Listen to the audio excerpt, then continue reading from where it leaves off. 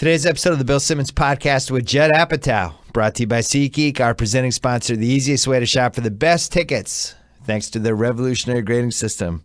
All we have now is baseball. That's it. There's no other sports.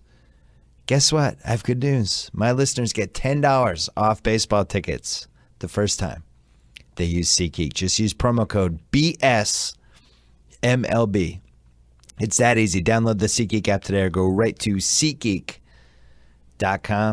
We're also brought to you by our friends at Rocket Mortgage by Quicken Loans. Rocket Mortgage gives you the confidence you need when it comes to buying a home or refinancing your existing home.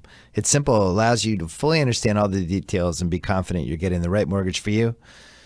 In addition to getting a real mortgage approval in minutes, you can even adjust the rate and length of your loan in real time to make sure you're getting the right solution for you. Rocket Mortgage by Quicken Loans. Apply simply, understand fully. Mortgage confidently. To get started, go to rocketmortgage.com/Bill Simmons. Equal housing lender. Licensed in all 50 states. NMLS ConsumerAccess.org, number 3030. We are also brought to you by Joe House's new food podcast, House of Carbs. Subscribe right now. Joe House. Nobody knows more about food. He came on. We broke down the Ringer's top 50 fast food item list a couple months ago, and Joe House was like a cross between Mel Kiper Jr. and Barack Obama. I mean, that's how good it was. It was incredible. House is going to talk about food. He's going to have food arguments. It's going to be fun. It's not going to be like one of those foofy food podcasts where he's talking about, the right way to cook duck. No, he's going to be arguing about best burgers, best milkshakes, things that he ate, that he loved, all that stuff. So just subscribe. I promise you'll like it. If you enjoy House on this pod, you're going to like the food pod. He loves food more than he loves life itself. Check it out. Subscribe right now. And also, we're brought to you by TheRinger.com, where we just are having a phenomenal month. Basketball, Game of Thrones stuff, TV, movies, everything, you name it. It's been good. Good month for content here on TheRinger.com. Go there, read our stuff. Read our great writers. And without further ado, here's Pearl Jam.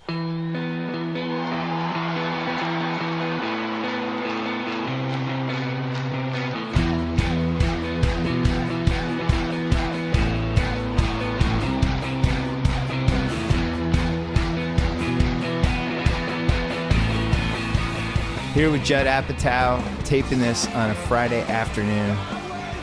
And it's running the week you're listening to it. So if anything happens to either of us, we're still going to run the pod. Who knows? The country's crazy right now. Who knows? Who knows what could happen to either of us? I say to my wife all the time, the only good thing about Trump is that it makes sex better because every time might be the last one. Right. You just don't know. Exactly. Yeah. It is weird. It's different. Definitely different weird. It's weird waking up every day now. I'm now bored of it. I check Apple News to make sure nothing crazy happened. It's part of my day now. I've just reached saturation on it. Good. Where I was in like terror and frustration, and now I'm just annoyed. Like, why can't everything be like the old days? Remember when Obama used to sing every once in a while? And you were like, oh, wasn't that nice? Or remember his kids and how we were like, oh, his kids seem so cool. And then they got older and we're like, wow, they still seem cool. Yeah. I just reminisce about old Obama days. They were like an ABC sitcom. Exactly. That was on the air for 8 years, and we all liked it. Well, think about this. You have the president. Not everyone liked it. Most people liked it. I mean, Obama, he's in there for 8 years. I don't think he had 2 days that were as weird as every day of Trump. There's no controversies, really, when you get down to it. Like, he wore a tan jacket once. I'm trying to think. Smoking was a... Is he smoking? Is he not smoking? That was a controversy. It was just like a hard-working president trying to do a good job, trying to figure out how to help people. And this is just madness. I always laugh about all these meetings with Russia because I think... Were they also doing all these meetings with Spain? Like, they never come back and go, we did the same thing with Peru. I mean, I met with Peru 8 times. Why? No, they didn't meet with anybody but one country. And when do you think it starts trickling into the arts, the movies and TV, basically? Because it's hard to, because it takes so long for it to process. So will there be movies in the future that are based on all of our paranoia and I'm going to say fear? yes. I guess, but I also think the studios want, superhero movies. So where will you see it? I mean, you might see it on like the President's Show, and you see it on talk shows. But in terms of storytelling, I don't know. We'll see. It's so much weirder than anything that you could write. Yeah. It's just so insane. I mean, the fact that every old picture of Donald Trump and his wife has him feeding her grapes or something. It's just too weird. It's like when you used to see those pictures of Gaddafi's apartment and how he lived, or it's like our whole life is Putin shirtless on a horse. Like that's what our country feels like now. Yeah. In some ways, that's one thing you'll never see. Trump shirtless on a horse. Well, he's gaining weight rapidly. He's not going shirtless, and he will not be riding horses anytime soon. And I feel, here's what makes me saddest. I feel sad that regardless if you're a Republican or Democrat, millions of people are being taken advantage of, and they don't seem to understand it. That they've been hypnotized, and they've been hypnotized into believing something, which is simple, which is if you get rich people even richer, they'll hook you up. No, we'll hook you up. No, lower our taxes and somehow something cool will happen to you. I'm not sure what, but if you give me more, you might get something. And people believe that.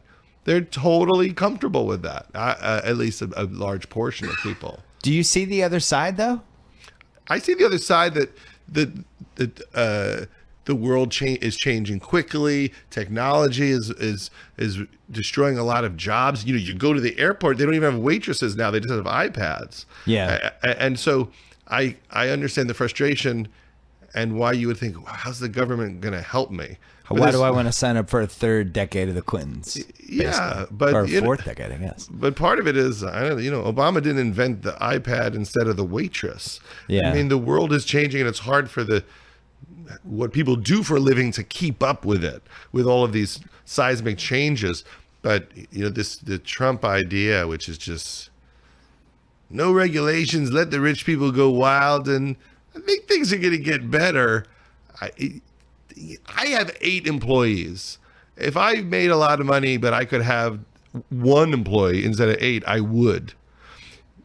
Employers are always looking to have less employees. Yeah. That's how the world works. When you make them richer, they don't go, great, I get to have 20,000 more people to worry about. They're obsessed with getting rid of employees. Yeah. That's just how the world works, and it's terrible. I understand why people are frustrated. But, to have a guy that just wants to loot the country, be your savior, I don't get it. Because a lot of those people are mad about so many things. I just feel like he's a proxy for that stuff, But he's not even one of them. That's what's interesting. that is definitely true. I don't think that Donald Trump is sitting at home obsessing about, that women shouldn't have the right to choose. I don't think he has any issue with gay people. I think he's just in it to win and looking for what do I say that makes me win? Right. And that to me is even scarier. That was my hope for the presidency, though, is that he was behaving a certain way because it was going to be what it took to win. And once he got in, but if anything, he was crazier than I expected. I saw the other side. I understood why people didn't want to vote for Hillary and people staying in their party, all that stuff. But regardless of what side you're on, we've never had a president who his first and only concern the entire time is what's good for him. Oh, it's he so doesn't bizarre. care about anybody else. It's like, how is he being reflected in everything? And it's just such a bizarre experience to have that person be the president. And why doesn't that bother hardcore right-wing people? It should bother a lot of people. Like, why don't they look at that and go, just as a human being, like, I got a bad feeling about this guy. Right. What does it take for them to go, I got a bad feeling that this guy isn't worried about me? And I don't think that he is. I think that I think he lives in his own dimension. Like Nixon, who has some similarities to Trump, but always was very good at publicly at least pretending he was the president and he was trying to do the right thing. And then behind the scenes, that's when he was dangerous. It's also transparent. That's what's so, I think, crazy making when you say, I don't want anyone from these countries to come in because they might be terrorists, but we'll let all the Saudi Arabians in. Now, I'm not saying we should bar any country, but but when your logic makes no sense Yeah. of which countries can't come in and which can. But you're meeting with the Russians. What's that? But he's meeting with the Russians. Like, what about that part? I would say they might be a threat. How about the fact that Comey said that Trump never once asked for information about Russian interference in the election? And what about that Jeff Sessions said that he never talked about that with Comey? It's so, there's been a lot of talk about the bubbles in LA and New York and the celebrity factor and all that stuff. Yeah. You were one of the more vocal celebrities. Like, what would you do over again if you could do over the last 24 months? Like, if you're representing all the celebrities, is there a move I that don't think should have celebrities happened? did anything wrong. I never believed in that part of it. It's an easy thing to say afterwards. Like, Yes, I normal agree. people are mad that star of that TV show thinks Hillary Clinton should have won. Yeah. I don't think people vote based on that. I could see people saying, screw you, rich people, but then why not screw you, Trump? Yeah, who's a rich person? So you're going to be mad at George Clooney for his opinion, but be psyched about the guy that hosted The Apprentice's opinion? Like, there's no logic to it, so I never think much about it. I think that everyone did stand up, and I think, if you watch those debates and were comfortable with Donald Trump being the president, you're getting what you wanted. I watched him and was horrified the entire time. But I knew it was possible because I think he just didn't have a track record. When you have zero track record, it's easy to point to Hillary and say you were right about this, you were wrong about this. But Donald, you've been wrong about nothing because you've done nothing for 70 years. Right. And so, in a way, it's a guy without blemishes and only years of fun entertainment for most people. And that helped him. I think it's going to start trickling in the arts within the next year because if you look at how the Nixon thing played out, Yeah. the movies that Hollywood started to make, starting with 74, 75, going Parallax through. View. Yeah, all that stuff. Redford was in a couple, and Yeah. What was the Redford one where the CIA was trying to with the 3 Days of the kill him? Condor, A classic. Marathon Man, all these ones where the government was really up to stuff and trying to kill our protagonist, and that was 7, 8 years of movies. And then on top of that, you had all the Vietnam movies. These people coming back from Vietnam. It wasn't what you think these guys were actually the heroes. And The problem is we've made all these movies already. We made a face in the crowd, and we've seen Being There. So all of these Being There's a good one. Entertainers acquiring power movies or network have been made and made very well. But I don't know if anybody learned anything from My them. guess is that documentaries are going to play a huge factor over the next couple Sure. years. I know Michael Moore has one coming out, but I saw Hillary Clinton speak at the Code Conference, and she mentioned how, I think it was on Netflix, she said that 8 of the 10 political documentaries were made by the Trump side or the right or the his side of things, like Yes. making Obama look bad or Hillary or whoever. And she was saying how that was one of the faults of what happened the last couple of years, is that it wasn't balanced. Now, if There you weren't balance- enough. there was enough hit pieces on the other side. I don't know if that's balance, but I think that was her point, was that one side was just really good at crafting a narrative. And Yeah, well, they I'm have interested to see clear if that targets. changes. I mean, Yeah. you have the president or Hillary; they're clear targets, and so Trump came into the game so late that Yeah. people didn't have time to gather this information. And it's funny that people don't get mad that Mitch McConnell said, let's just make sure Obama never wins no matter what on anything. And for 8 years, they just said no to anything he wanted to do. Yeah. And you would think that would enrage people. They would say our country is about people coming together to solve problems. And people didn't. And that was a strategy. Yeah. We're just going to hobble him. Cock blocking them. Yeah. And then at the end, they're like, well, he didn't do anything. Well, yeah, he didn't let him do anything for 8 years. And now you're saying he didn't do anything. People, I don't know. I have some of my best friends voted for Trump, and people I was shocked would lay out why they were doing it. And I think for a lot of people, they don't think of anything beyond just their taxes potentially being lowered. And they think of nothing else. They just go, yeah, I might get another 8%. And that is important to people. But I think that was a massive part of this. Yeah. Was just a very simple new tax cut. guy. Have they came after Lena a bunch of times, really Yeah. for the last couple years. Yeah. In really vicious ways. And that's yeah. somebody that you've been All kind strong of women get attacked protector. by these people. I mean, that's why when you see them in a room and they're signing a bill about healthcare, there's never a woman in there. It's it's men trying to control women's bodies, and the thing they're most scared of in the world is the confident, brilliant, creative woman. I mean, they're terrified, and that's why I think they say such outrageous things. They want to destroy that so quickly. I don't even know if they understand why that bothers them so much. Because what do people like Lena and Amy Schumer really stand for? Equality for women, maybe sane gun laws so that a zillion people don't get killed every day. Not even that much gun control, just how about registration? Yeah. And a woman's ability to control her own body, right to choose. Amy's another one that she got in the whirlpool.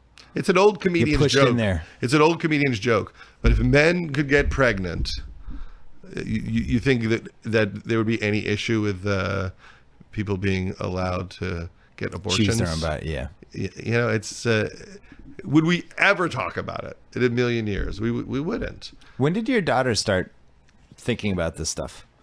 About The control of your own body stuff? Because I have a 12-year-old, and all of a sudden she has opinions on it, and I'm like, where'd this come from? yeah, I guess it is it comes when you're I guess when you 13, start thinking 14, about it, 15 years old, and someone explains it to you. I was like, a year ago you were complaining about Max and Ruby plots. Now Exactly. you're Yeah, I think it is a new generation, hopefully a much stronger generation. And I think the work that Amy and Lena have done certainly has probably inspired millions of young women to speak up about anything they believe in. But I always laugh about it. When people like say super mean things, I think, wow, how unhappy are you if you're going to jump online and say something like that? Like you It's must strange. feel pretty bad about yourself. And it's hard, for anybody to have to hear any of that. But it really says more about someone that flips out than about Lena or Amy or anybody else. the Amy stuff. That one even seemed kind of forced.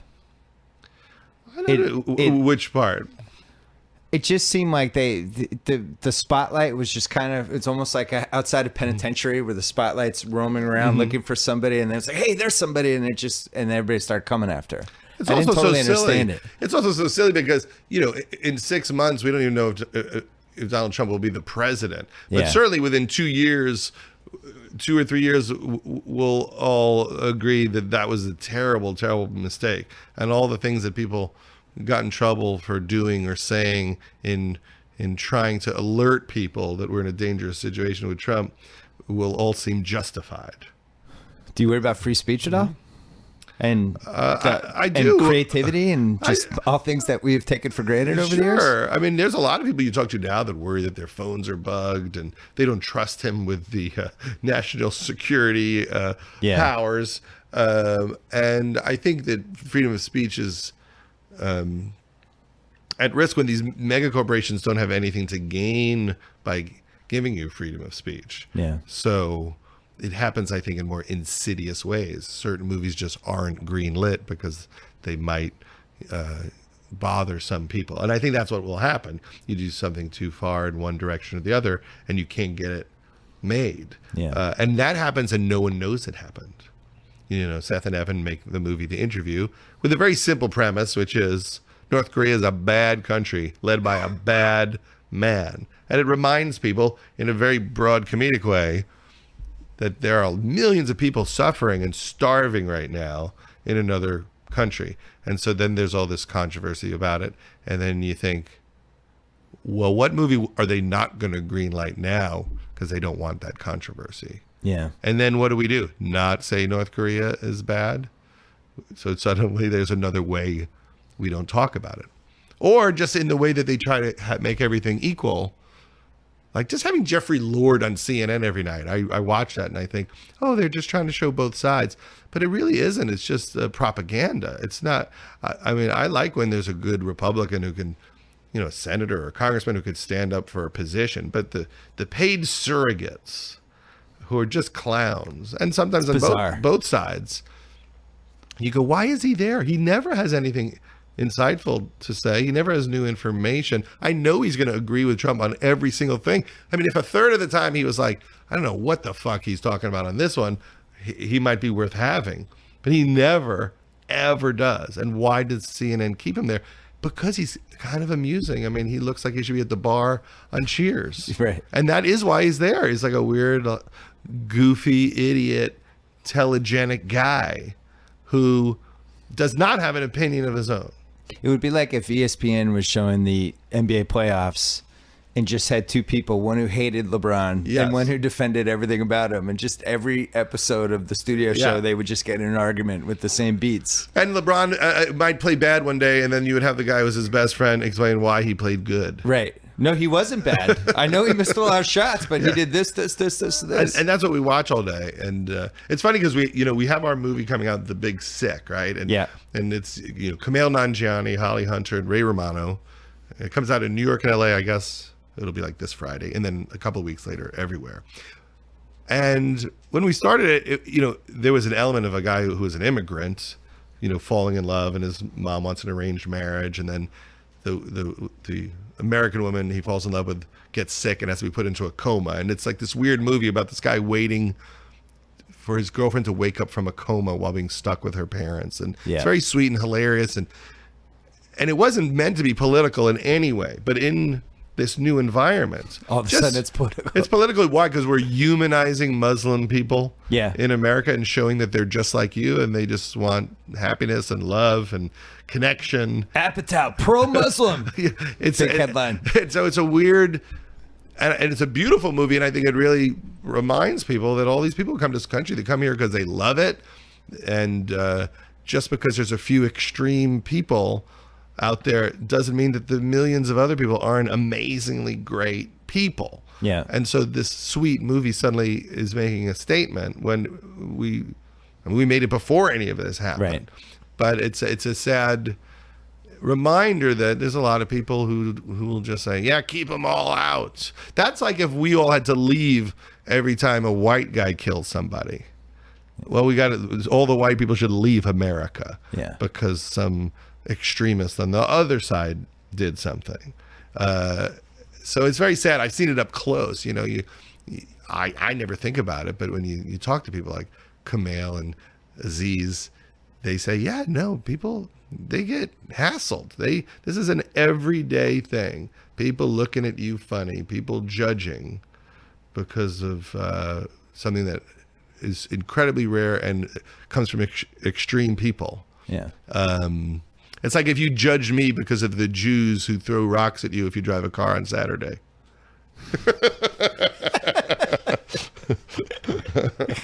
Quick break to talk about Hotel Tonight. If you're like me and you are not so great at planning ahead, I've got good news for you. There's an awesome app called Hotel Tonight that helps you find amazing hotel deals at the last minute. Unlike flights, hotel rates usually get cheaper at the last minute. Hotel Tonight helps hotels sell their unsold rooms,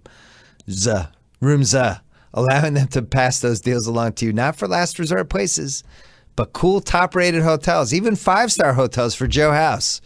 Hotel Tonight has over 50,000 awesome partner hotels in 36 countries, perfect for a spontaneous getaway or a staycation that you've wanted for a while, or in House's case, a 5-star hotel. Even though the app's name is Hotel Tonight, you can book up to a week in advance. All it takes is 10 seconds. Just 3 taps and a swipe. Get in on these killer last-minute deals. Download the Hotel Tonight app right now. It's great. You'll love it. It's great for the last-minute things. Put in the city. Hotel rooms pop up. You find out that somebody has the penthouse suite available at the last minute. You can impress your girlfriend, your wife, your boyfriend, your husband, whatever. Hotel Tonight. Check it out. Back to Judd Apatow. How do you decide which projects now? So it seems like you just... For me, float around. I can't. There's no strategy anymore. You just say, "Oh, I like that person. Oh, I like this," and you just float to the different projects. I just, whatever's amusing me, when I hear it, I don't. It is like being a fan of sports, except I'm interested in creative people, and I'll meet someone and go, oh my God, that person seems like they have amazing ideas. And Yeah. and you might meet someone and think, I'd love to see a Kumail Nanjiani movie. Yeah. I think that'd be incredible.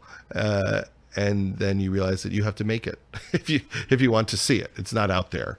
And the same with someone like Amy. I just heard her on the radio and thought, this is a movie. Everything she's talking about, I could see it. It's a movie. And but I'm not like actively trying to watch anything or meet anybody. It just strikes you every once in a while. So you're like on YouTube. Yeah, I'm Or not, flicking channels. I'm not like Scooter Braun looking for Justin Bieber. I just will meet someone, and then usually I feel like the universe just keeps bringing them in front of you. Well, you're at the point now where people are probably trying to get your attention, I'm sure. Well, or through a friend of a friend or whatever. but so much less than you would expect. Yeah? you would think that a lot of people would be trying to pitch things, but it's not that bad. Thank God, because I really don't want to do that much. Generally, I'm not trying to do that much, but every once in a while there's something that you like. But it so always much. seems like you're doing something. Yeah, I mean, something always fills the time. You're failing on that strategy if you're trying not to do too much. Yeah, something fills the time. Like now, I'm doing this stand-up comedy tour. Oh, yeah. And I'm going to do a Netflix special. I have some dates to rattle off. Yeah, Talk about this. End of July. I'll be at Just for Laughs. If you should get tickets now, because there's only 95% of the tickets available.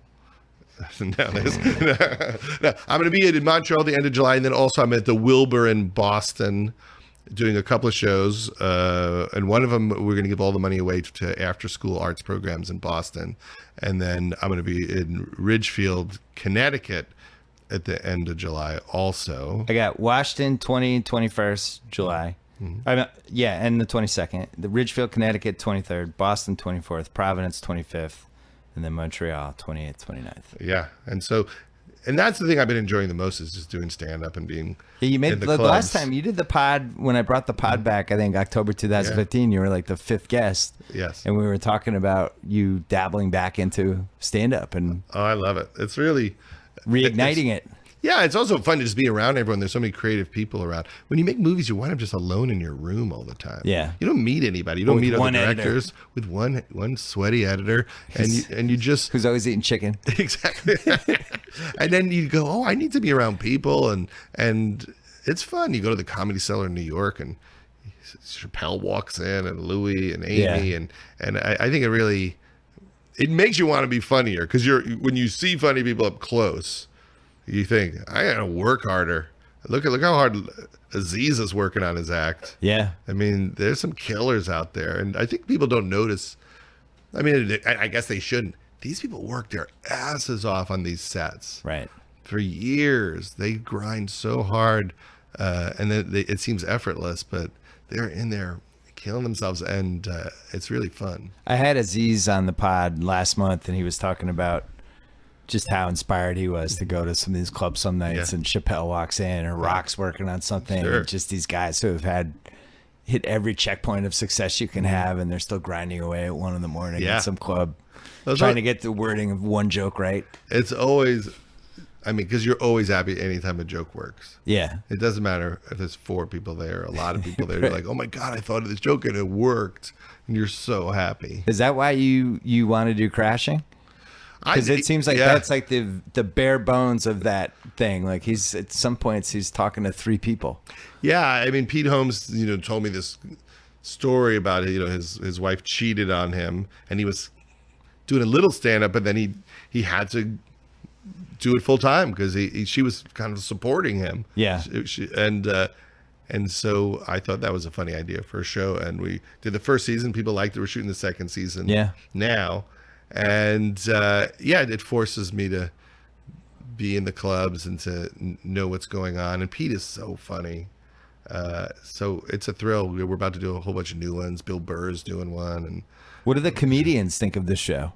comedians like it, and comedians hate anything about comedy. I know. I was going to Yeah. say they're Comedians- very touchy audience. Anytime you show stand-up comedy or a club, comedians are like, "That's not what it is." Right. But we try to make it as documentary feeling as you can when we get near the clubs. Yeah. And just if we're in the Comedy Cellar one night and we see a bunch of people hanging out, and 2 weeks later we might go, just get those 4 people from that night, and it'll feel like the Comedy Cellar. Right. And the Big Sick, the guy's a comedian too. He is, yeah, and that's funny. And then Funny People, the guy was a comedian too. What are you trying to tell us? I'm saying is maybe the only job I can write for. I can never write like a wizard or something. I can never really write about things. Financial analyst. Yeah, if I don't do it in life, I can't do it. I can't write a doctor. I recently figured A Dad out with 2 Kids could be your next movie. but if it was 3 kids, I could not do it. I don't know. I've reached the limits of my imagination. So yeah. The Showtime show, which I watched the first one of, about 70s comedy. Yes. And it makes I actually thought it was a pretty cool show, but it makes the cardinal mistake of the actual comedy is not funny. It's the old Studio 60 conundrum of it's this sketch show and these guys are geniuses, but then the sketches aren't that good, and you can't buy it. But yet in any other genre, I would buy it. When we do our show, one of the fun things about it is we'll just need some comedy, and we'll just say, oh, let's just have Dan Natterman do his act. Yeah. And that's it's fun to just showcase people and go, it's hilarious. This is Greer Barnes. Let's just show Greer Barnes here. I like that the show exists just for that opportunity to just anyone you like who's working a club, you could chuck them into the show somewhere. Can you believe what's happened to comedy where Netflix basically just say, we're going to take this whole genre, except for we're taking 90% of the genre. Yeah.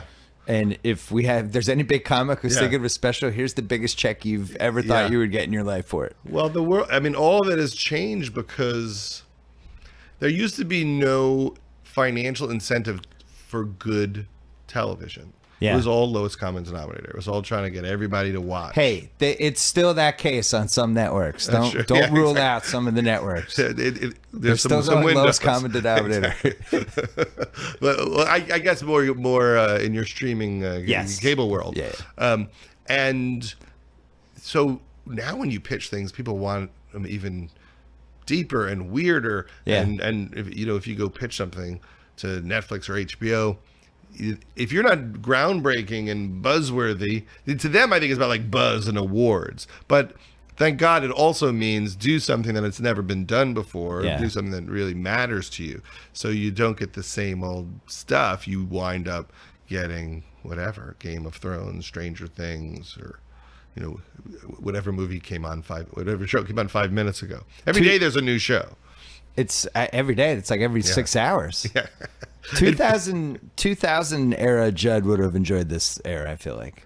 I think Freaks and Geeks definitely would have got like a 3-year commitment. It would have been I think nice. we talked about this last time, but it's just funny. Like there's certain shows from last decade that would have been consumed completely differently. Well, the numbers. Friday Night Lights is a great example. The numbers of Freaks and Geeks, in today's numbers, it would have been a mega hit based on how many people were watching it.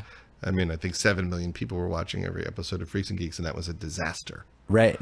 That was Friday Night Lights was like that too. It was like 6 million people. This is we can't keep this. Yeah. Well, now it'd be like the 19th highest show. What do you watch? What's your main binge show?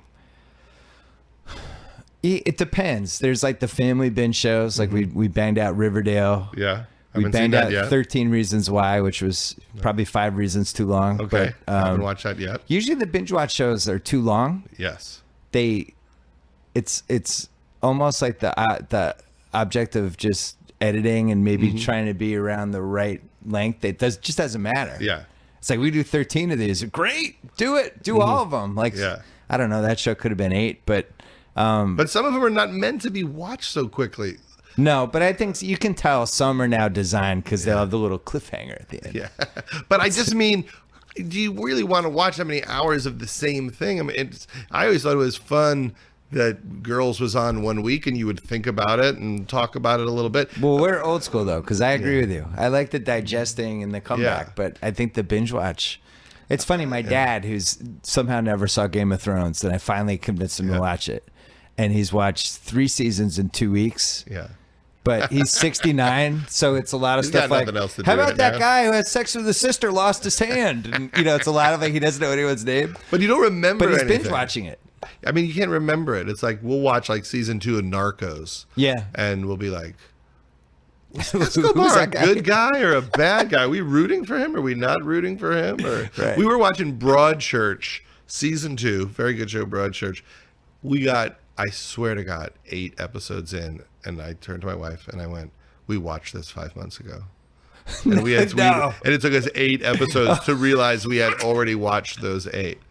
That's how bad it is. We watched season 1 of Bloodline, and I think we watched it like 2 nights, me and my wife. And then when season 2 came out, we didn't know who any of the characters were. No, It's like it just kind of goes in one It's ear and like out putting the down other. a book. It's like trying to read War and Peace and dropping it for a week and Yeah, going, it's not I meant don't to do know that. what is happening. It's too much stuff. It's too much content. Yeah, and it's hard for me, as someone who makes that content. You have a weird relationship with the audience because the audience is moving through so much shit, Right. that you don't feel like you've had that much of an impact in their lives. And they're probably doing a second thing as they're watching your show. Like they're loading also up on Hulu Instagram. Yeah. as your Netflix show is They're ending. definitely doing 2 things. They're on Twitter, they're on Snapchat, whatever, as they're Yeah. watching your show that you slaved over for a year and a half. Because we do love for Netflix, and we do design it with the belief that people are going to watch it in 2 sittings. Yeah. That's what we always assume, that people will watch Excuse me, 5. 2 4 or 5 hours, 5 hours or 4. Yeah, that probably most people are going to watch it in 2, 3 max. But you drop it, and then for a few weeks people talk about it, and then it's like you're not having a conversation with the audience. And the truth is, I think more people are watching it than other things and in other eras. But Especially in other countries too. yeah. But you're not having a conversation with anyone. Like the way you used to interact with the audience has changed, and I don't think it's necessarily worse. It's just different, and it throws you if you're used to feeling like you impact the culture in some way. Yeah, I think Game of Thrones, you could argue, might be the last significant. Everyone enjoys it at the same time on the same night, and then thinks about it for the next couple days, and then gets ready to do it again. I don't know if there's ever going to be another show like that. And I don't know if it's bad. It's just I think it's strange. partly bad. Yeah. I love the whole concept of finishing a show and then talking about it with people I Yeah. like, and then reading stuff about it and hearing, people experiencing it as I experienced it. But if you Because really sports is like that, right? Yeah. You watch Game 4 of the finals, and you go through it, and it's live, and Yeah. then you figure it out after. I remember when The Sopranos on, after every episode, I would call Jake Kasdan, and we would talk about it for an hour. Just like recap it. But it was just one guy. I guess I could find You can find other people. one guy to talk about a whole season of a show. That's what I mean. Is I don't know if it's good or bad. It's just an different. adjustment. It is like the adjustment of making movies for streaming services. Yeah. We made the Pee Wee Herman movie, and it was on Netflix, and people really liked it, but you just didn't feel it in some way. When maybe more people watch that than almost any movie I've made, probably. But where do I talk to anybody about it? Right. It's just it's an odd feeling. I think a lot of filmmakers are adjusting to it because there's great things about it too, which is a lot of cool things are going to get made and are getting made because of this need for content, And so, a lot of bad things, too. a lot of bad things are going to get made. We've a lot of wild swings and misses, and then some swings and hits. But a shot. I would say this as someone who's hated network TV development my whole life, Yeah. railed against the nightmare of the notes process and how they water everything down and ruin everything. I think that like the Netflix success rate is so high creatively. It's such an argument against everything network TV does in how they develop programming. They've done one thing that is near and dear to both of our hearts. They pick people they want to work with, and then just let them go. Yeah, they're like, For here's better or worse. Yeah. Here's some money. Go do your thing. Yeah, I mean, it's great to not feel like you're going to get canceled in the middle of your season. Or you're going to get notes from people who doesn't know who the fuck you are, Yeah. or doesn't understand what you're trying to do. Well, network Hey, get rid TV of that character. Network TV is like making TV with a gun to your head because they Yeah. do have this thing, which is I could stop you from shooting at any moment. Yeah. So if I say add 3 hot girls, and you go, what? That doesn't even make sense. They basically have a gun in your mouth. Yeah. Where with Netflix, they give you a season and they're rational, and then at the end of the season, they let you know if they want to do another season, but you don't have that terror. Like, oh my God, we lost last night because we were up against the Tonys, and now you're worried your show's going to get canceled. Yeah. It's nice not to live under that shadow. Of the movies you made, what one would have been better as an 8-hour season 1 of a Netflix series? Well, I think This Is 40 would be a great series. You could have done the tearjerker version of it, like This Is Us, and gone for the 20 million people. I could have done the This Is One Direction, and see, This Is a very popular This thing. Is good, But yeah. we stole it from This Is Spinal Tap, and I think This Is Spinal Tap stole it from like Yeah. some World War II documentary or something. So This Is 40. This is Radio Europe, or isn't there some other? So This Is 40, 10 episodes. That would have been good. What else? You could have done about 85 episodes of Walk Hard, but show his whole life in real time, which I would have enjoyed. I want to make all of them series. That's why my movies are so long. I mean, when You're a frustrated TV series maker. yeah, for me, like Love is just a 5-hour movie. I finally gotten the time, because it's weird, because in a movie theater people do get annoyed at a certain length, and I'm always shocked that people will sit through a superhero movie that's almost 3 hours. Right. But you make another genre movie, and if it's like an hour and 58, and people are losing their minds, I think it's because they have to pee. I think it's all about pee timings. Because when you're home, you could pause, and people want to be able to pause. And so in a movie theater, there's a moment where people are like, it's been too long since I peed. And for the last 25 minutes of your movie, they're mainly thinking about that they have to pee. But at home, they could watch they'll watch the OJ documentary in one sitting, because there are pee breaks. So my only counter to that would be if it's a kids movie or a superhero movie or whatever, it's really nice to get out of there in 2 hours from start to finish. Yeah. I always, when like we go to see what generic superhero movie du jour, and you look and it's the runtime's 2 hours and 19 minutes, and you have a 5-year-old. And there's gonna be 15 minutes of previews, and it's just like you start doing the math, and you're like, I'm fucked. Why are you bringing the 5-year-old to The Dark Knight? What are you doing? Yeah, that's true. Maybe that's a mistake. But I remember seeing Sully last year, and it was like a minute 29 or an hour 29, and it was just like, all right, It felt like a friend. Ended really fast. Yeah. Great. Yeah. So I think there's room for both. But you and I are aligned, because I mean, everything I've written has probably been 25% too long. I was like, I never think things are too long if I like them. Yeah. Like if someone that's how called I me and feel. said, "Hey, the OJ doc, they found 3 more hours. There was another 3 hours Right. they cut out." I literally would be running home to watch Right. it. You want more. If I like it. But I like, for instance, I'm doing a documentary about Gary Shandling for HBO. I was right now ready to talk about that. And we're approaching it like the Eagles documentary, or the Grateful Dead documentary. There's a great story to tell, and when you don't feel the need to do it in 90 minutes, you don't have to like cut out of every moment in 4 seconds. You could actually show what something felt like. If you're showing the first time you did the Tonight Show, you don't show one joke and move on. You could actually show a minute of it and give people a real feel for things. Hey, quick break to talk about, guess what? Massages. Everyone loves massages. It is always hard to book one. Well, what if you could book a 5-star, top-quality massage at a time that works for you in the most convenient place of all, your home? Check out Zeal.com. Same-day in-home massages with the best licensed and vetted massage therapists on demand at home. Zeel.com. Download the iPhone or Android app. Select the massage therapist. Choose your favorite technique, gender preference, time, location. You're off. They could be there in less than an hour.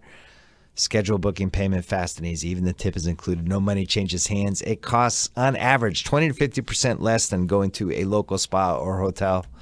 And if you're stressed out and you're not a believer in the occasional massage, you're making a mistake, because nothing relaxes you and gets your head in the right place better than a good massage. Guess what? Our listeners get $25 off their first massage by using their promo code BS at checkout. Sign up for Zeal's massage membership. Massage membership. That's a tough one. Sign up for Zeal's massage membership. I got it. Get 20% off all your massages, plus a free massage table and sheet set. That's a $388 value. Yours free. No initiation fee to join the membership. Just go to Zeel.com or on Zeal's iPhone or Android app. Make sure you click add promo code at checkout. Use my code BS. Get $25 off your first in-home, on-demand massage. Back to Judd Apatow.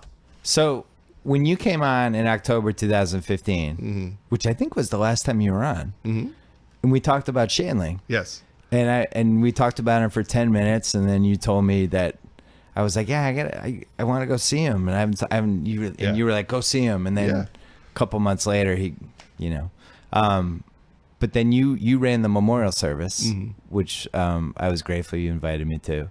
And it was one of the coolest nights I can remember. And I'm sure people still mention it to you. It was as good of a celebration of anyone that I've ever seen. But it started out with this great moment with Jeffrey Tambor and Beverly from Larry's show. Penny. What's Penny? And they're doing this sketch in character as the Larry Sanders characters. But then they break character near the end.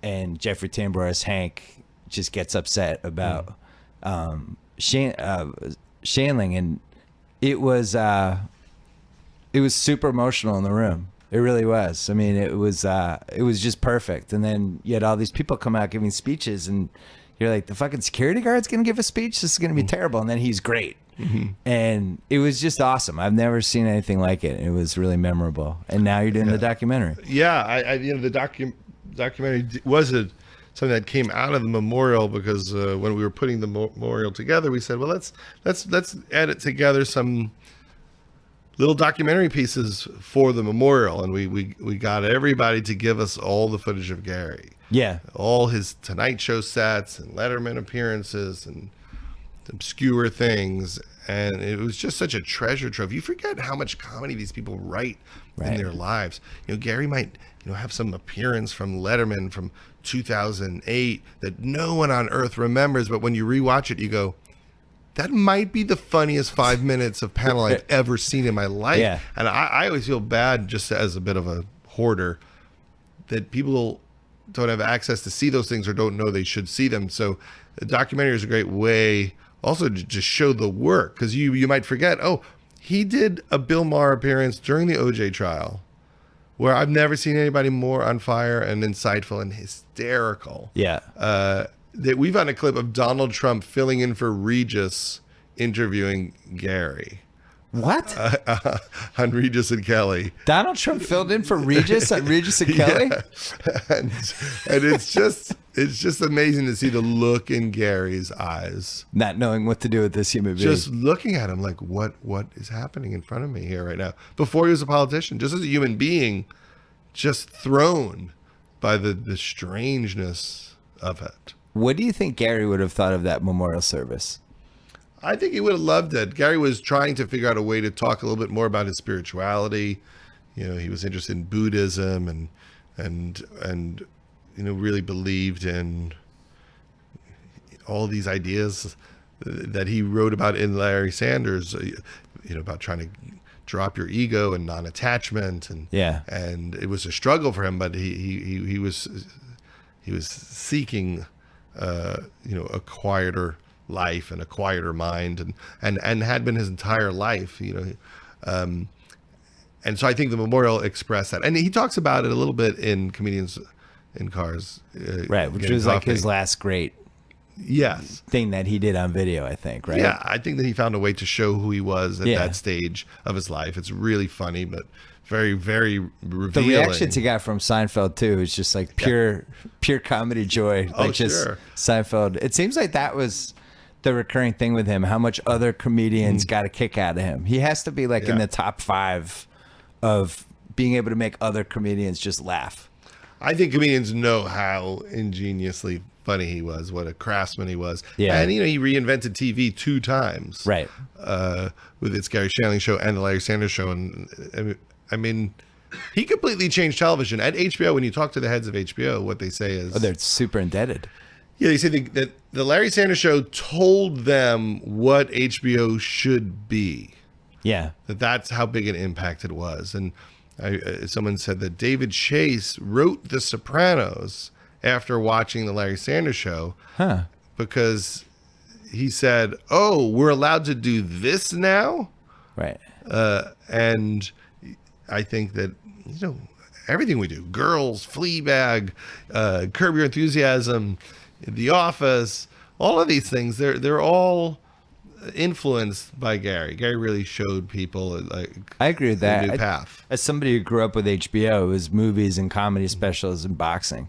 Yes. For years. Yeah. And then some shows that weren't very good, and then Sanders was on, And by like 95, 96, it was like if you cared at all about comedy or being funny or anything, you had to either get HBO or have a buddy who had HBO if you're in your 20s or 30s. You just had to. You had to get it. And it was like this show happening not on the network that you had to see. And then that led to everything else. I always thought it was the first really important HBO show that had to be seen. Yeah. And then it goes to Sex and the City and Sopranos and then Oz, and they're off. And it was weird at the time. Oh, it's half on video, it's half on film. Right. You have all these celebrities playing. Is he parodying themselves. Letterman? Is this him? Yeah, there's and people forget Gary was the main guest host of the Tonight Show. Yeah. When Johnny wasn't there, him and Leno would alternate. Yeah. And Gary got busy doing It's Gary Shandling Show and said, I can't do both. And he gave up hosting the Tonight Show. It would have been interesting to see who they picked if he went for it. I don't know the answer to that. I would say it's like a dead even battle. I think Shandling probably had more gravitas at that point. Yeah, it's hard to know. He did get offered all of the 12:30 slots. Yeah. And which he wisely turned down. He wanted to satirize the world of late night more than just do it. Yeah. But I think that he also didn't like the idea of working every day. Yeah. That it was the type of job you would take on, and it would mean you've made a commitment to do a job for the rest of your life. And I think that also bothered him. It's a tough one to binge because I've had some young people that work for me. They watched it in, the first season and a half to 2 seasons of the show are so different than where the show got to. Yes. And he had wives in the first 2 years, and it never was that logical. And I always thought that Gary was trying to work something out on the show. This is the type of relationship I should be in, and to try to write it. But it's also tough to tell somebody just jump into season 3. It's not like season 1 and season 2 weren't worth watching, but the good stuff starts with season 3. Yes, that's when it really becomes the show that it is. And I don't know what I would recommend. I mean, I would recommend people go from start to finish, but if I think some people watch season 1 and they don't quite get it, why it became what it was. Well, I also think it's not the type of show you really should be watching 3 or 4 in a row. If I watch Larry Sanders, I don't want to watch another one right after. I would watch The Roast 3 or 4 times in a row. Just watch that over and over. Yeah. But that's one thing I've been looking for, the episode where they roast Larry, the dailies. I haven't been able to find the dailies because I think they just roasted him for hours and hours and hours. Oh, sir, you think they ad-libbed it? Well, I think people wrote long speeches and then they cut them down. I'd love to see that the dailies, but I don't have them. So that could have been like a 2.5-hour show. Oh yeah, there's a funny thing online, which is Richard Pryor had a sketch show, and it got canceled. So for the last episode, they just did a roast of Richard Pryor, and the people roasting him was just the cast, and they must have just wanted to do a cheap show or something. Yeah. But the cast was Sandra Bernhard and Marsha Warfield and Robin Williams and Tim Reed. Is this like mid-70s? Yeah, and it's online. Someone put up the raw footage of it, and it's just them roasting Richard Pryor, and Richard Pryor's taking notes the whole time. And then he gets up at the end, and he's 10 times funnier than all of them, and destroys them, and is way meaner than they expect. Oh yeah, he comes back at them hard, like they're still kissing his ass a bit, and he is not. Right. One more break to talk about CreditWise from Capital One. Credit is like a golf major. It's all about how well you perform against the factors that go into a credit score. How good are you at paying your bills on time? I'm actually pretty good because my wife does it. How much credit do you have spread across different accounts? I can't even imagine. How long have those accounts been open? For me, a long time, but I'm old. All of these factors impact your credit health, and since there is no one single score that lenders use, knowing these factors are key. CreditWise lets you track the factors that make up your credit health using information from your TransUnion credit report. The app can help you spot errors or identify theft. Lays out information you need to understand your behaviors and how they impact your credit health. Plus, check it anytime without negatively impacting your credit. And the best part, 100% free. Oh yeah, for everybody. Whether you're a Capital One customer or not, step up your game. Download CreditWise today. And we are going back right now to Judd Apatow. Well, you and I, we both go on YouTube deep dives every once in a while. And the 70s roasts when Yes. when nothing was politically correct is an unbelievable deep dive. Yeah, there's if some- you ever really want to have your jaw drop a couple times. Yeah, I lately I've been more into searching for things on YouTube. I go through periods where I'm into it, I'm not into it. I'll look up authors speaking at colleges. What? That's a fun one. You could just pick an author. Just go John Updike, and then there's hundreds of lectures and Q&As with guys like that. And current authors. All authors do tons of interviews on video. So if you like anybody, if you just, I had no idea. about politics, people write, nonfiction books about anything. That's a fun deep dive. Or fainting goats.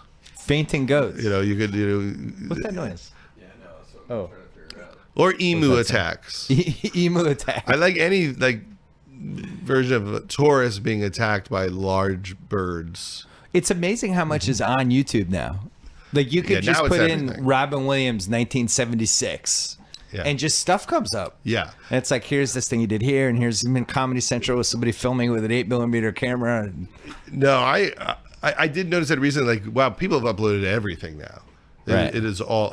Sometimes I'll look up like Judd Apatow Brazil interview to just see if some interview I gave for 40-Year-Old Virgin 10 years ago Judd Apatow is naked. there. Yeah.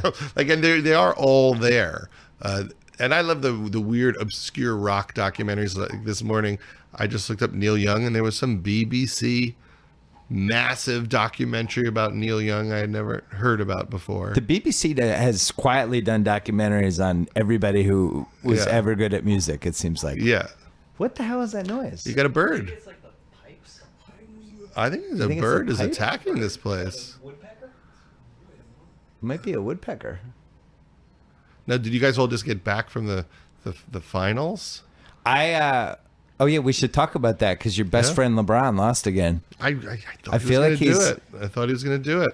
You guys aren't in the same friendship since you did the movie.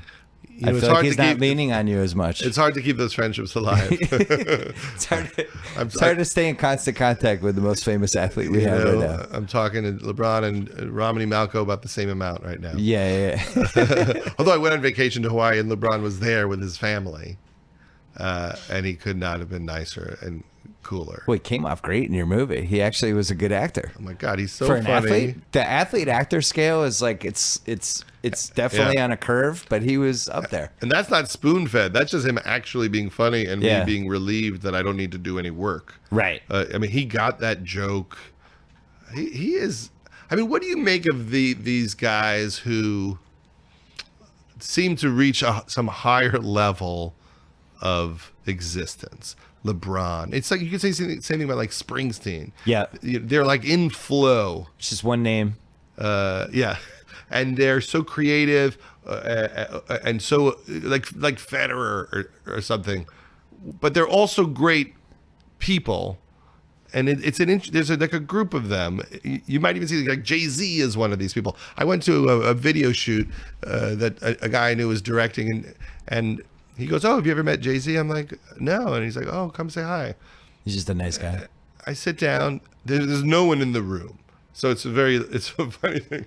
And I sit down, and then the video's delayed. So suddenly I'm just sitting with Jay-Z for hours, and maybe his manager pops in, and there's this artist was there, but it's never more than 4 people. He's about to shoot a music video for Picasso Baby, which they then chucked me into the video. Oh. I've never seen a guy more relaxed. He's getting calls from Beyonce, and I've never seen someone with so little stress who was so amiable and smart and funny. And I thought, how does this happen? And you get that from other people, like Springsteen's like that too, where I've only briefly met him, but you feel a certain. Positive, just don't know. creative energy coming from I guess he wrote a whole book about depression. Maybe they're all crying inside. Now that I think about it, I think LeBron's really depressed. Because Springsteen's book is all about that he was depressed and he had anxiety, and that's why he liked to stay on stage. because his dad was mean to him when he was growing up. I Yeah. mean, that was like his first 4 albums at least had one song about something with that, right? And that he felt his dad was having some mental struggles as well. But Do you see that? You meet all of the athletes. Do you see something different in certain people that can perform at that level?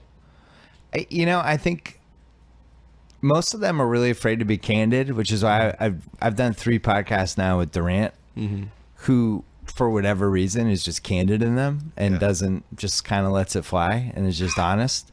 And I think that athletes that we have today are just very conditioned to not give a lot out because they've been burned, and they just, the repercussions if something goes wrong isn't worth it. So they're just very careful. LeBron is somebody that, first of all, the way he's handled the last 15 years is extraordinary. He's been, from the moment he was 17, was really famous. He was a high school player. They're showing his games on ESPN. And then he goes to the Cavs. He wins Rookie of the Year, and it just goes up and up. And his profile goes higher, and everyone's picking him apart. He just kept coming back. It's pretty crazy. He's never really had a scandal. The worst thing that's ever happened to him was the decision. Which really, who cares? It's some reality TV show that people got mad about. But I think when you look at him compared to other celebrities, I'm not even talking athletes, like it's usually going to go wrong when somebody becomes that famous at 18. Like people have trouble becoming famous when they're 35, So I think that, I don't know if he gets enough credit for that.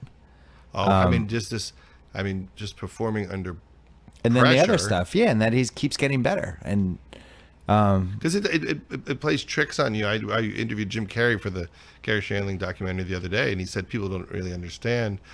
In a moment, your whole life changes from you watching the world to the world watching you. Yeah, and I'm fascinated by the people who handle it well and have the mental foundation to do it over the long haul. But most people don't handle it well. I think Jim Carrey's a good example of somebody that almost flew too close to the sun, right? He had, in the same year, he had 3 monster hit movies and basically could get any movie he made. And I think now he admits, like, he didn't like a lot of it. Well, I think when you get that successful and you've been given the ability to be that creative, that it just makes you start questioning everything. Gary talked a lot about this. Just how much do I need to do? Like, and who am I doing it for? Right. So if you've succeeded and your dreams have come true and you've expressed yourself, you've designed your life to be a certain person, and at some point you think, well, who am I really beneath all of this? Yeah. Beneath this reputation, beneath the celebrity, like who am I? And I think that people get very interested in that journey, and I think it's very common with creative people because you how much can you give of yourself? And also, like, do you hit a point where something good happens and then you go, is that all there is? It's like the famous Jerry West story where he tried his whole career to win the championship, and then finally in 1972 after 13 years they won, and he was just bummed out. And he was like, I wish we had beaten the Celtics. Like he somehow fixated on the one thing that wasn't good about it. It's like, oh, we didn't beat the Celtics, so this doesn't totally count. And then started hating himself again. Well, what happens is when you have a good moment, and say life is going well and your family's going well, and then you make a movie or something that goes well, you discover the limits of your ability to be happy. Yeah. Because you think, this is it. Everything's good. And then that worked out. So this is how it feels. I am maxed out right now. Yeah. And if you're still feeling anxious or depressed or weird, you're really bummed out, because then you go, oh, it's me. None of this has anything to do with me being happy or unhappy or fulfilled. It's all something else. Great. Now I got to work on that. Right. And I think that's a common you hit this theme in your book in a couple of the interviews, because I think both of us are kind of famous, are fascinated by the effects that fame has on and success has on people. Yeah, I think that that's why we both love the Eagles documentary. Because they don't understand what it did to them. There's a complete lack of understanding. Lack of self-awareness. I know. And what I love about the Eagles documentary is that they love it. And they don't see anything to be embarrassed about in it. Yeah. And they're comfortable being that truthful, but they also don't quite understand how people are reading it. Yeah. that's a part of the complexity of the Eagles documentary. Yeah, Glenn Frey says at one point he's whatever song they were fighting about that the guitarist thought he could sing, and Glenn Frey's like, we had Don fucking Henley.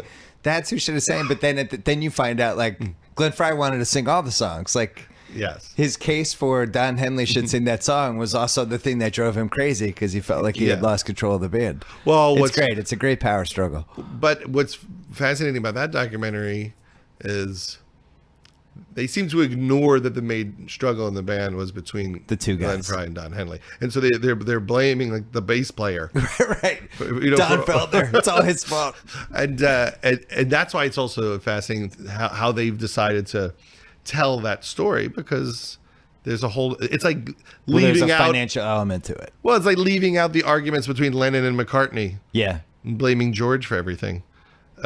Which they do the Beatles sometimes. Like, Ringo quit. Right. He was the first one to quit. But I love those kind of stories. Yeah, it's always interesting to see how people handle it. And that is a question that Gary was always pondering, which is, who am I doing this for? Like, I'm making things. Is it for me? Is it to be famous? Is it to have an ego? Is it to prove I can do it? Yeah. Or is it a pure expression of who I am? Is it a beautiful thing? Is it a needy thing? Why do we do this stuff? It seemed like he, to me, who only talked to him, I don't know, a couple times, but followed his career pretty intensely. It seemed like he never got over the Sanders show. He felt like it just was everything he wanted to do. And then I agree with after that. the fact, like the telling sign to me was when they did the DVD and he went and did like 18 hours of interviews. Yes. And it's the interviews, I loved all of them, but they were also like 10% weird because it was clear that he hadn't let go of the show yet. Well, also that he, in some way, wasn't there fully when they made it, that he was so obsessed with making it that he didn't. Yeah, he was learning stuff. He didn't really know what happened. It was almost like he went into a trance and did it. Yeah. And in a way, I think you almost go crazy when you're making something like that. It becomes your Apocalypse Now. Yeah. And suddenly relationships are weird and you're doing everything to serve this creative idea. It's not bringing out your best self some of the time. Yeah. Gary got along great with the actors, but, the writing was always a struggle because he was so good. No one could keep up with him. Yeah. And then he would get frustrated.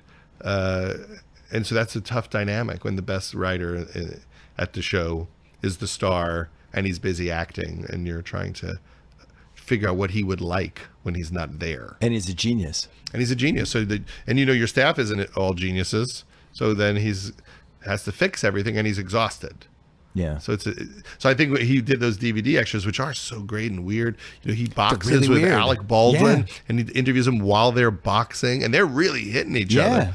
And then he has breakfast with Sharon Stone. That's the weirdest one. Yeah, yeah, because she was only on like one episode, and she's grilling him about why he's not married. Right. Yeah, it's really worth going through. I think that at some point, the Larry Sanders was Gary searching for some kind of truth, and then he obsessed with the DVD extras because he wanted to get even closer to the truth. So it wasn't even the Larry Sanders show, it was the people who made it and what really happened. Right. And I think that was his journey. Like, he wanted things to get more and more honest till you're just, sitting with your ex-girlfriend who was on your show talking through your problems on your DVD extra. When I spent time with them, usually we didn't talk to a celebrity. You always have to be careful with celebrities because they get it a million times. I'm sure you get it. Like, I love Superbad, and people just want to talk about it and don't realize that people keep coming up to you and talking to you about, the best things you've done. And with him, not only was he ready to talk about Sanders, he was more excited to talk about it than I was. Yeah. And we just went an hour, and he would have gone 6. Sure. And it just, I don't know. That made me think like he obviously realized he had achieved this ceiling for something. I think that he was just trying to get back. I think he knew that was his Sgt. Pepper or whatever, and he was really proud of it. And I think on some level, he didn't want to do anything that wouldn't be as good, and never had an idea that he thought would be as good. Right. And there was a fear of disappointing people who. I think that he's had just, to be part of I it. think he was just smart. He knew. He also knew how much energy But do you it think would that's take. smart though? Because I would argue him not doing stuff isn't smart. Because Well- he was so smart, I think that it took a lot out of him, and then he was not ready trying to. to like regain the enthusiasm and the energy to go through it again, because it is like going to war making Yeah. one of these shows when you're someone like Gary. Some people are very craftsman-like and they're brilliant. Pete Holmes could not enjoy making Crashing more. Yeah. But we're doing 8 episodes. We used to do 18 Yeah. at the Larry Sanders Show. Then he slowly reduced it to 10. But it was really hard. And I also think that since that show, which was 20 years ago, we figured out how to schedule the production and the writing of a show where the head writer is the star in a human way that they didn't know how to do with Oh, Gary. that's interesting. So So, they '98, it was a disaster. they caved his head in. It didn't make sense. He was doing a sitcom week with a single camera show. When we do Pete Show, we've written all the episodes before we start shooting. At the Larry Sanders Show, we didn't have any episodes. So he was writing constantly because we had no scripts. And that's just how it was. It was like a sitcom. We'd read it on Monday. We'd shoot it Thursday and Friday. 17 pages a day. Yeah. Like a movie is 4. So that's how tired Gary was. 17 a day. Nobody does that. It was a mistake of production, but he wanted to work on a sitcom type of schedule of you read it on Monday, you rehearse Tuesday, Wednesday, you shoot Thursday, Friday. But that doesn't work. I'm pretty sure that I'm right on this because I'm old and I forget stuff. But the end of Sanders was what, like June 2016? 1998? June, 98. somewhere, Yeah. somewhere in June, right? Because I remember like right around the same time Jordan was playing Utah, trying to win the 3rd straight finals, and people were wondering if he was going to retire. Mm-hmm.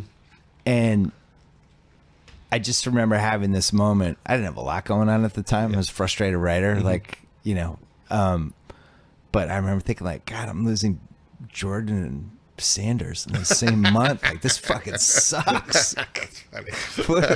what am I going to replace this with? I was like just bummed out, That's so funny. but there just wasn't a lot of great TV like that back then.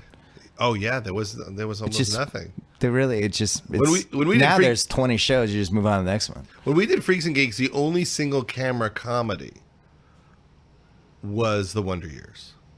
That was the that only true? thing that was single camera. Wow. And then we did Undeclared the next year, and then it was just The Wonder Years and Bernie Mac.